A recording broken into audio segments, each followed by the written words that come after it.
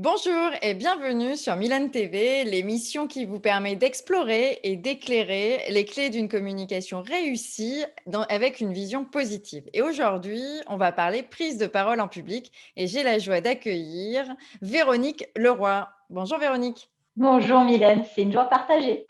Merci. Alors Véronique, tu es responsable de l'école de l'authenticité. Et eh bien, ce que je te propose, c'est que tu nous dises un peu quel lien entre prise de parole en public, authenticité et qui tu es aussi en même temps? Écoute, Véronique Leroy, tu as déjà donné mon nom et mon prénom. Je révèle l'intelligence de l'impact. Mmh. En fait, j'aide les personnes qui souhaitent gagner en aisance Mmh. à structurer leurs interventions autour d'un message, parce que c'est très important, le message clé, et à mettre de la couleur dans les interventions. Ce qui fait que le résultat, c'est en général des interventions qui vont être très engageantes et qui vont être vraiment un levier pour les activités des personnes. Mmh. Ah, quand tu me le dis comme ça donne super envie, hein.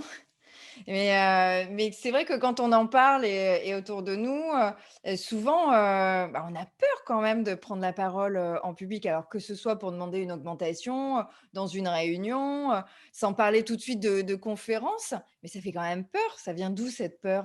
Peur, tu sais, il y a une étude qui a été faite aux États-Unis, j'ai plus le nom de l'étude, mais qui Ouais. disait que c'était la première peur de l'homme. Ah oui, Donc la ça première. part vraiment d'une étude. Mmh. Ouais, c'est la première. Devant celle de mourir, devant celle du Ah oui. futur, devant celle de plein de choses. Ça vient de plusieurs sources, hein. Je peux t'en citer trois si tu veux. La première, c'est que quand on se met dans une réunion, par exemple, juste une simple réunion avec ses collaborateurs ou ses collègues, on est dans l'immédiateté. Donc Mmh. on se lève, on prend la parole et c'est immédiat. Mmh. Donc on se dit dans sa tête, sûrement, ça passe ou ça casse. Et on se met une pression souvent qui n'est pas nécessaire, qui est complètement injustifiée. Parce qu'effectivement, il faut être préparé, il faut qu'on soit bon à l'oral. Mais en même temps, c'est aussi nos petites failles, quelques petites erreurs qui peuvent nous rendre totalement authentiques et sincères. Donc, tu vois, ça vient de là souvent. Donc, ça, c'est une des peurs, enfin, une des explications. L'autre, c'est la peur du jugement.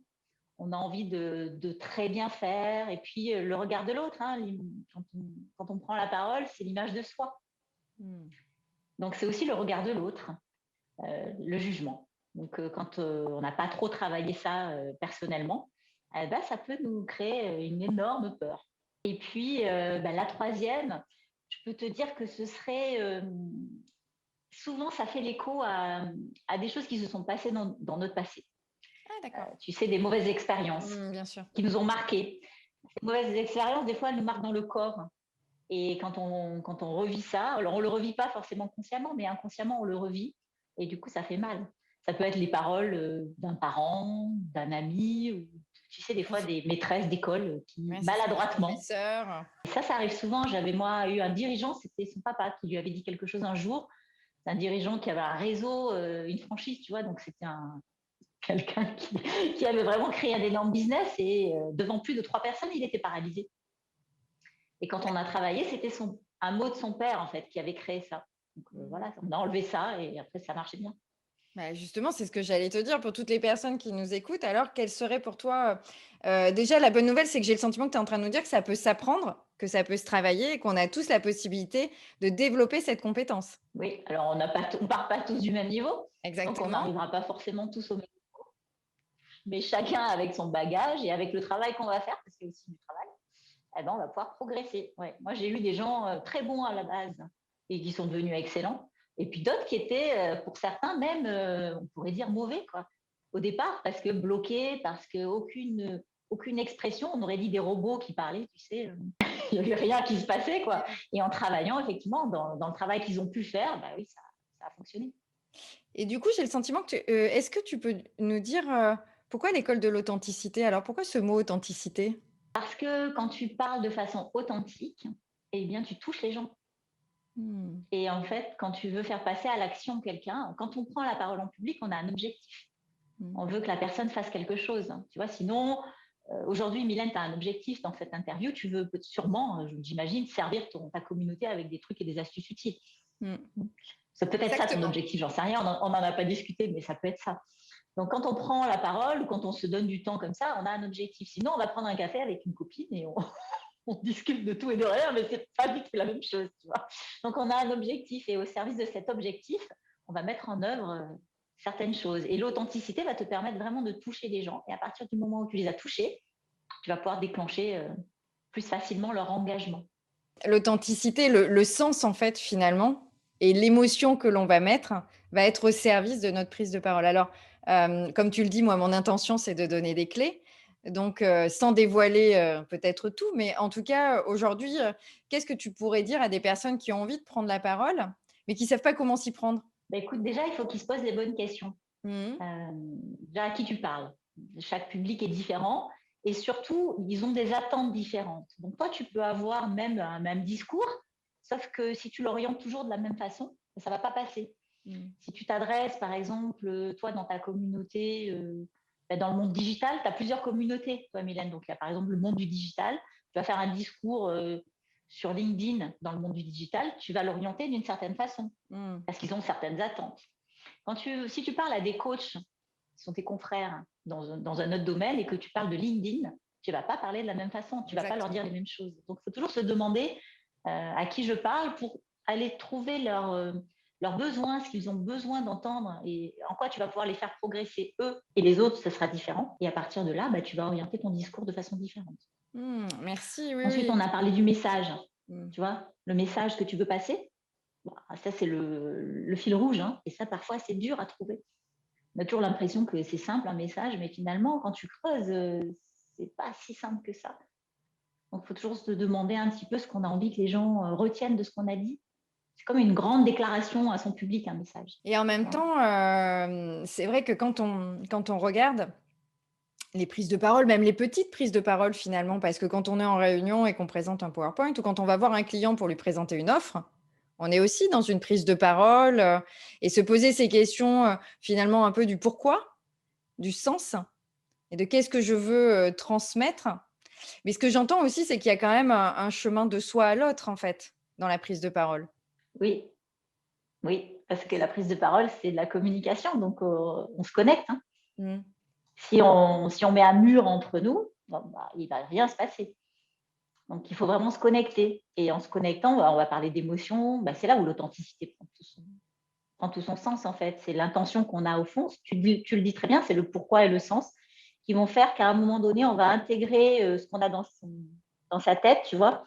Ça va passer dans le corps et puis ça va déclencher quelque chose dans ton cœur, dans ton intention. Et quand ça jaillit, bah, c'est authentique. Et du coup, la personne, si elle a ce besoin-là, en tout cas, elle va te choisir toi et pas quelqu'un d'autre Mmh. dans le cadre d'une présentation auprès d'un client. Et ce que je trouve intéressant, c'est que c'est Et vraiment puis, il y a passionnant. un autre truc qu'il faut aussi, Mylène, juste un truc, c'est qu'il y a aussi un objectif, on en a parlé, tu vois, pour qu'est-ce que tu veux que la personne fasse. Et ça aussi, il faut que ce soit bien clair dans ta tête. Mmh. Et souvent, les gens, ils confondent objectif et message.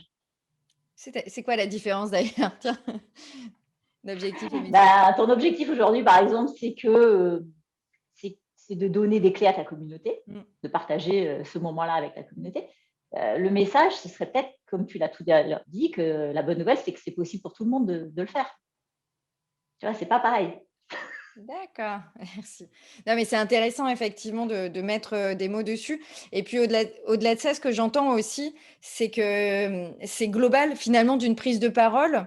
On va parler, de sens, on va parler d'émotion aussi et on va parler finalement aussi un peu de notre corps en fait qui va se mettre en mouvement parce que, voilà, bah, moi, nous on a travaillé ensemble, hein, quand pour mes conférences, je peux le dire et c'est vrai que je suis toujours, surprise de l'importance aussi du corps et de la posture, qui va faire partie c'est un tout global en fait que l'on travaille dans ces prises de parole, en fait. Comment est-ce que tu l'intègres ça? C'est un Comment tout. comment Hein, il est-ce faut que tes trouver. clients, comment est-ce que ça se passe, quand, il y a cette prise de conscience aussi que c'est global, en fait? Émotionnel, cognitif et puis, aussi, physique? Comment ça se passe? Je vais déjà te raconter une toute petite histoire d'un monsieur Ah, que j'avais j'adore accompagné les un jour. histoires. Et il y a eu un bug avec ma caméra. Donc, premier exercice qu'il fait, Mmh. je l'enregistre. Et en fait, je capte pas son son. Mais c'était vraiment une erreur de moi, quoi. J'avais mis le son au plus bas, donc pas de son. Et je repasse la vidéo. Et là, bah, il n'entend pas sa voix. Donc, il se voit. Et il a un choc. Parce qu'en fait, il se voit très dur. Mmh. Tu vois, il a que l'image. Hein. Et là, il s'est dit: «Waouh, il y a du travail à faire parce que tout le reste, finalement, il y a rien qui se passe dans mon corps, quoi». Et finalement, c'était, bah, une belle erreur parce qu'il a vu ça tout de suite et donc toute la journée, on y est allé très vite. Donc oui, c'est global et pour travailler, ben, il faut scénariser. Alors au début, c'est du travail. C'est vraiment, prendre conscience que tu as un mot, tu peux faire un geste. Mmh. Parfois, tu dis quelque chose d'important, tu vas mettre un silence. Parfois, tu vas accélérer le rythme parce que tu es là dans l'énergie de la rapidité et puis d'autres fois, tu vas ralentir. Mmh. Et tout ça, si tu le travailles pas à l'avance, bah, tu ne le fais pas le jour J parce que tu penses à ton texte Et et tu du coup, et j'adore cette transition, parce que justement, eh bien, ça se prépare. C'est-à-dire que moi, je dis souvent, on n'est pas intelligent comme ça, tout le temps, de manière impeccable dans la relation à l'autre, dans l'empathie, dans l'écoute de soi-même, dans la posture. Et effectivement, ça se travaille une bonne prise de parole en public, une bonne présentation et l'avant est hyper important et je suis vraiment contente qu'on en parle parce que c'est un travail qu'il faut vraiment faire, en fait. Je ne sais pas ce que tu oui. peux donner, peut-être un petit secret, pour bien préparer, ces prises de parole, en tout cas déjà une prise de conscience et ensuite, voilà, si tu as quelque chose qui pourrait aider, la communauté dans sa future prise de parole, à tester là, la prochaine fois? Bah, déjà, qu'on se rappelle bien les questions qu'on doit se poser, quoi. Ouais. À qui je parle, mon message, mon objectif, ça c'est vraiment alors après il y en a d'autres des questions, mais ça c'est vraiment les fondamentales. Et puis ensuite, bah, quand on va, préparer son intervention, on peut apprendre par exemple son introduction, quasiment par cœur. Comme ça Mmh. on est soulagé, tu vois? Donc et apprendre par cœur son intro, c'est dans les mots, mais c'est aussi, dans les gestes, dans les Ouais, c'est ça. déplacements. Tu vois? Où est-ce que je vais? J'ouvre une réunion, où est-ce que je me positionne? Ensuite, quand je passe à ce point-là, où est-ce que je vais? Tu vois? Et donc, tu commences à scénariser un petit peu et tu travailles ça. Donc, c'est apprendre, mais apprendre non seulement les mots, mais tout le reste. Et puis, c'est surtout identifier les gestes qui peuvent être un petit peu différents. Parce C'est-à-dire que les gestes. ce qui va capter l'attention, Mylène, c'est toutes les ruptures de rythme. Tu vois, Oui, si tout tu as ce une qui voix qui est comme ça, au bout d'un moment, on s'endort. Donc la voix, c'est important parce que des fois, elle va monter, des fois, elle va descendre, s'accélérer, comme on a dit tout à l'heure. Et ça, c'est des ruptures de rythme. Et dans les gestes, c'est pareil. Si tu fais toujours les mêmes gestes, tu sais, on parle toujours un peu comme ça, là. Voilà. Quand on ne fait pas attention, on fait ça et on ne sort pas de là. Alors tu as que raison. si tu réfléchis à ça, tu vois, ça c'est un geste différent. Tu as raison. Je suis tout à fait d'accord avec toi. Ça aussi, c'en est un différent. Et puis surtout, tu vas te dire que bah, y a certains gestes que tu peux étendre. Parce que Mmh. sinon, on reste dans une petite boîte qui est devant nous, comme si on avait une boîte à chaussures, tu sais, qu'on porte, et on parle dans cette boîte à chaussures. L'idée, c'est d'aller au-delà de cette boîte, pas tout le temps, hein, mais de temps en temps, d'étendre ses gestes, hein, donc d'avoir une autre posture.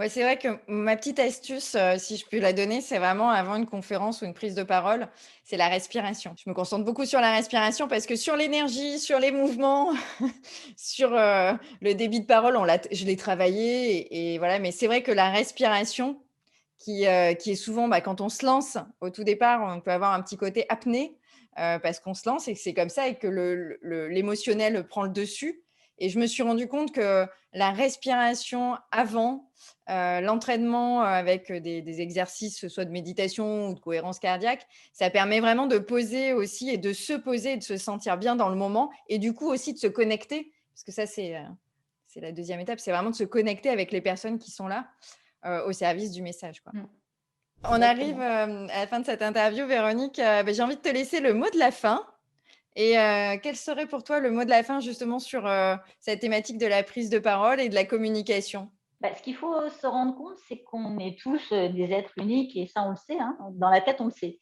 Maintenant, comment ça se passe, tu vois? En fait, on a des filtres. Tu parlais tout à l'heure de cognitif, etc. On a des filtres cognitifs, on a des filtres de situation, on a plein de filtres. Et donc, on ne voit pas les choses de la même façon. Mmh. Déjà, entre toi et moi, Mylène, c'est vrai on est constitués dans nos cerveaux de façon Ouais, différente et tout on à ne voit fait. pas les choses de la même façon. Donc, on s'amène beaucoup de choses parce que si on travaille ensemble, on est très complémentaires toutes les deux. Donc, l'histoire, c'est bah, déjà de le comprendre, ça, d'en être vraiment conscient.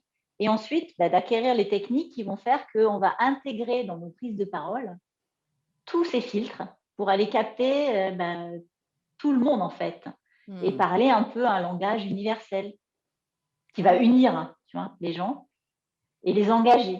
Parce qu'en fonction des mots qu'on va choisir, des histoires ou des images qu'on va projeter, on va toucher les gens, d'une autre façon. Donc Mmh. c'est ça, en fait, la clé, c'est d'aller, au-delà de son propre filtre, d'aller chercher l'autre et de l'amener, là où on veut l'amener. Mmh. J'aime bien cette, merci en tout cas, pour cette notion d'effectivement autour de la connexion à l'autre et de l'empathie et de l'envie aussi et de l'enthousiasme de partager avec l'autre, en fait et de pas être juste dans sa relation à soi, dans sa direction, mais que ce soit vraiment un échange et un partage, Mmh. avec enthousiasme, au service de ses objectifs. Merci, moi je suis toujours fascinée, à chaque fois que je t'écoute parler, à chaque fois que tu, tu explores cette prise de parole en public et tu sais tellement bien, mettre en lumière à chaque fois, les histoires et les personnes. Donc merci en tout cas pour, ce partage et puis, je Merci à toi. merci. À bientôt. Au revoir. À bientôt Mylène. Au revoir Véronique, merci.